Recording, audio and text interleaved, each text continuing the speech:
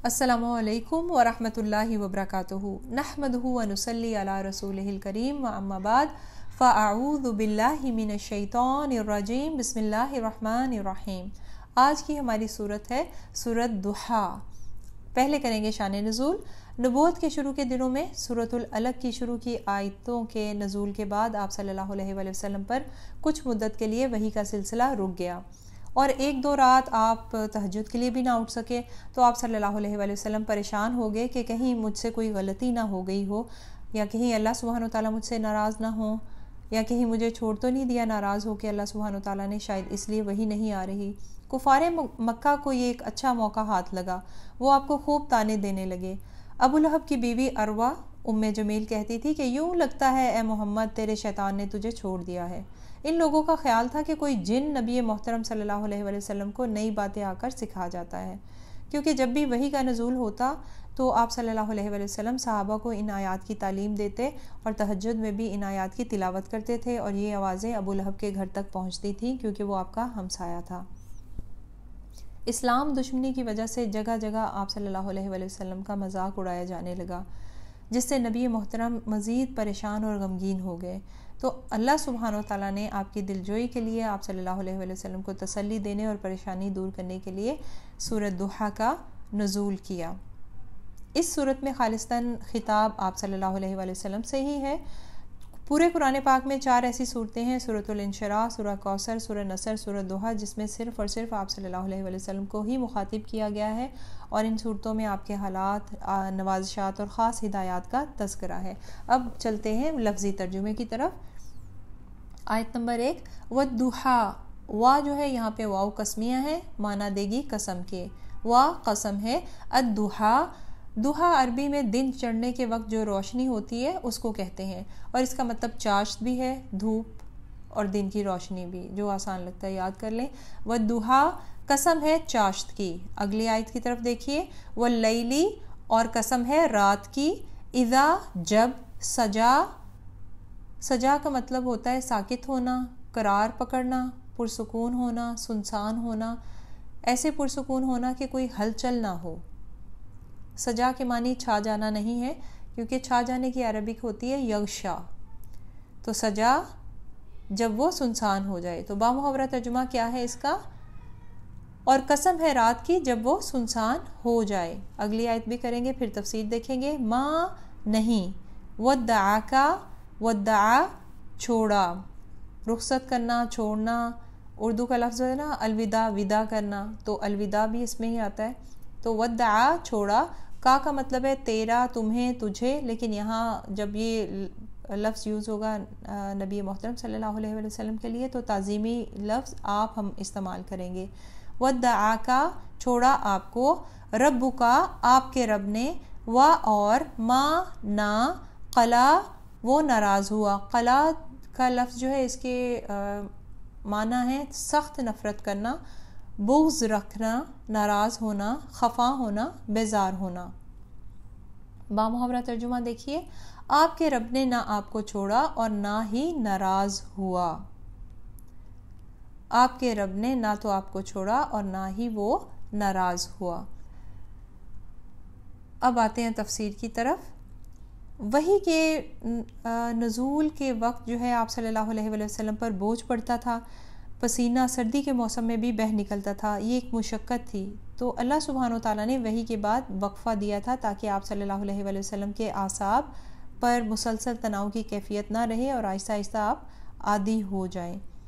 तो यहाँ पर कसम खाई गई है दिन की रोशनी की और रात के सुकून की, दोनों ऑपोजिट चीज़ें हैं। तो वही का मिलना क्या है? दुहा, यानी रोशनी ही रोशनी का होना। तो एक मुस्तकिल रोशनी अगर आप सल्लल्लाहु अलैहि वसल्लम पर पड़ती रहती तो इससे आपके असाब में तनाव बढ़ जाता। तो वही का रुकना क्या था? सजा था, पुरसुकून करने के लिए आप सल्लल्लाहु अलैहि वसल्लम को।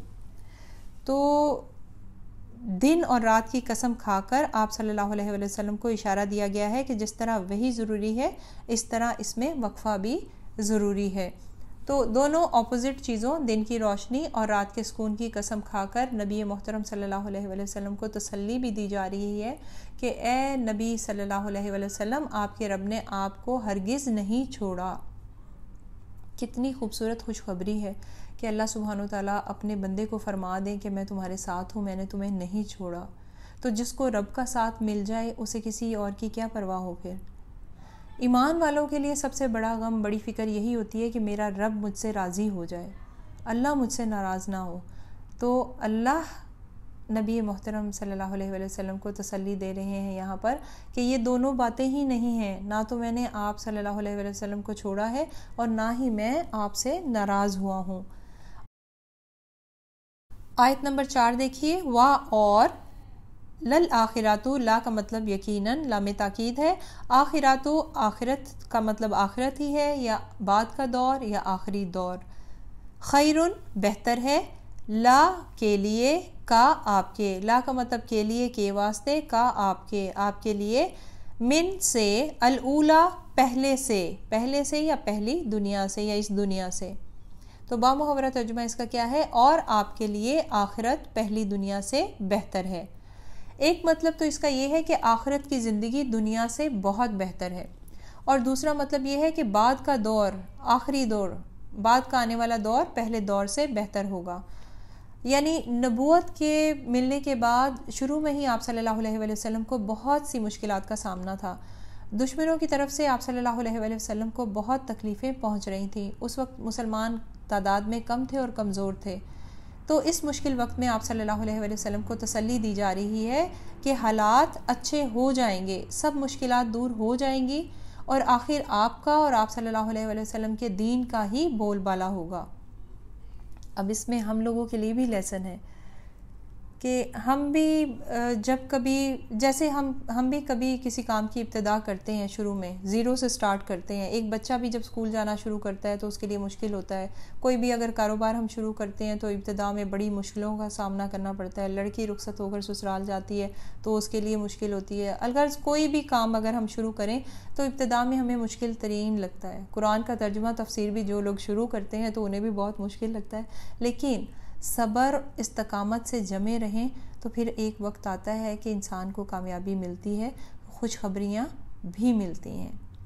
اگلی آیت، و اور، لسوفا، لا لام تاکید ہے، یقیناً، سوفا ان قریب، ویری سون، یعطی کا عطا کرے گا آپ کو، یعطی عطا کرے گا، کا آپ کو، ربو کا آپ کا رب، فا پس یا تو، تا زبر تا کا مطلب ہے آپ، رضا اس کا مطلب ہے راضی ہو جائیں گے، فتردا پس آپ صلی اللہ علیہ وآلہ وسلم راضی ہو جائیں گے، اور یقیناً ان قریب آپ صلی اللہ علیہ وآلہ وسلم کا رب آپ کو اتنا کچھ عطا کرے گا کہ آپ صلی اللہ علیہ وآلہ وسلم خوش ہو جائیں گے۔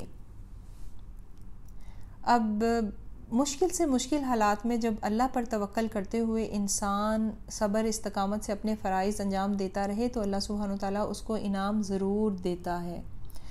اللہ سبحانہ وتعالیٰ یہاں فرما رہے ہیں کہ ان قریب آپ کا رب آپ کو اتنا نوازے گا کہ آپ صلی اللہ علیہ وآلہ وسلم راضی ہو جائیں گے، اور یہ وعدہ نبی محترم صلی اللہ علیہ وآلہ وسلم کی زندگی میں ہی پورا ہو گیا کہ مکہ آپ صلی اللہ علیہ وآلہ وسلم کے دور میں ہی آہستہ آہستہ مکہ، مدینہ، ارد گرد کے علاقے، حجاز، پورا عرب جو ہے لا الہ الا اللہ سے گونج گیا۔ صرف 23 سال کے عرصے میں اسلام کی ترقی اور اس کا بول بالا ہوا۔ اب اس آیت میں اللہ نے یہ متعین کر کے نہیں بتلایا کہ کیا دیں گے، مگر یقینی بات ہے کہ وہ ساری چیزیں جن چیزوں سے نبی محترم صلی اللہ علیہ وآلہ وسلم خوش ہوں گے وہ انعامات عنایت کیے جائیں گے۔